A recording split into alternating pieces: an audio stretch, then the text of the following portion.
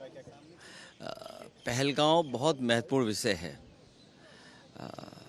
पहलगांव से सरकार को छिपना नहीं चाहिए।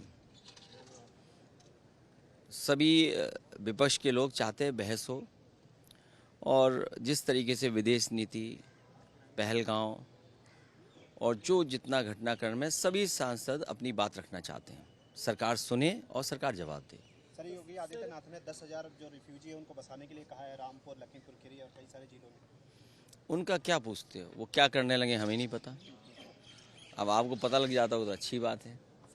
सरकार क्या करने लगे पता ही नहीं। कांवड़ को लेकर उन्होंने कहा है कि सपा के कुछ लोग माहौल बिगाड़ना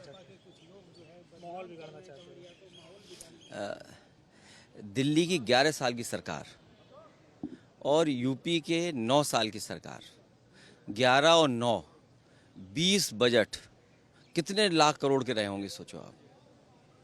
11 दिल्ली के बजट और 9 उत्तर प्रदेश के बजट, 20 बजट चले गए। जो श्रद्धालु हैं, जो सदियों से परंपरा चली आई है, उसके लिए कॉरिडोर सरकार नहीं बना पा रही।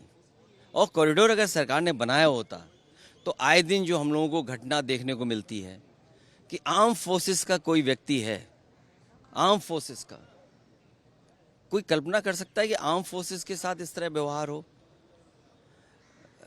जहां घटनाएं हो रही हैं, कोई घटना नहीं होती।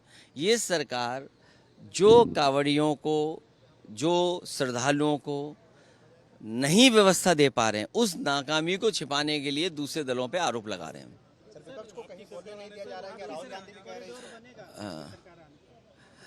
आप अपने चैनल के बजट काट के हमें दे देना, हम कॉरिडोर बना देंगे। मैं कह रहा हूं कि 20 बजट कितने होंगे, कितने लाख करोड़ के बजट रहे होंगे, सोचिए आप। भाई अभी तो सरकार इन्हीं की है। हम तो यही मांग कर सकते हैं कि जहां इतने कॉरिडोर बन रहे हैं, कांवड़ियों के लिए क्यों नहीं व्यवस्था बनाई। आए दिन आपको प्रमाण पत्र, आए दिन किसी का आइडेंटिटी कार्ड, आए दिन ये झगड़ा हो रहा।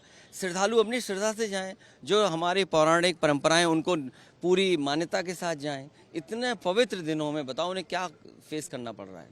राहुल गांधी कह रहे हैं विपक्ष को बोलने नहीं दिया जा रहा है, क्या आप ऐसा मानते हैं? पहलगांव पर सरकार को अपना मुंह नहीं छिपाना चाहिए। पहलगांव में क्या हुआ है, किस तरह की घटना हुई, चूक हुई या भूल हुई, सरकार को बताना चाहिए। भूल थी, चूक थी, इंटेलिजेंस फेलियर था, क्या था, सरकार को बात अपनी रखनी चाहिए। और विदेश नीति, सोचिए विदेश नीति, हमारे देश का कितना सम्मान हो रहा है। हर देश में जा रहे हैं, हमारे देश का सम्मान हो रहा है। कोई देश नहीं बचा होगा जहां हमारे देश का सम्मान ना हुआ हो, लेकिन उसके बावजूद भी विदेश नीति हमारी असफल हो गई। कोई देश आपके साथ खड़ा नहीं हुआ। जिस समय सिंदूर ऑपरेशन चला, उस समय कोई देश आपके साथ नहीं खड़ा हुआ। और पाकिस्तान जैसा देश जो लगातार IMF, वर्ल्ड बैंक या जितनी फंडिंग एजेंसी उनसे पैसा ले रहा है। तो ये विदेश नीति है, पहलगांव है, इंटेलिजेंस फेलियर है, क्या है, भूल हुई है, चूक हुई, इन सब बातों को तो रखना ही पड़ेगा। तो सरकार कह रही है कि डिफेंस मिनिस्टर जवाब देने के लिए तैयार हैं, तो क्या आप लोग प्रधानमंत्री से जवाब चाहते हैं? पूरा विपक्ष और जितने भी सांसद हैं, क्योंकि जिस समय पॉलिटिकल पार्टीज ने समर्थन दिया था, सरकार को समर्थन दिया था, और प्रधानमंत्री जी सुने, सरकार सुने, और उसके बाद जवाब जो सरकार का आएगा वो सब हम लोग सुनेंगे। फिर सर, जैसे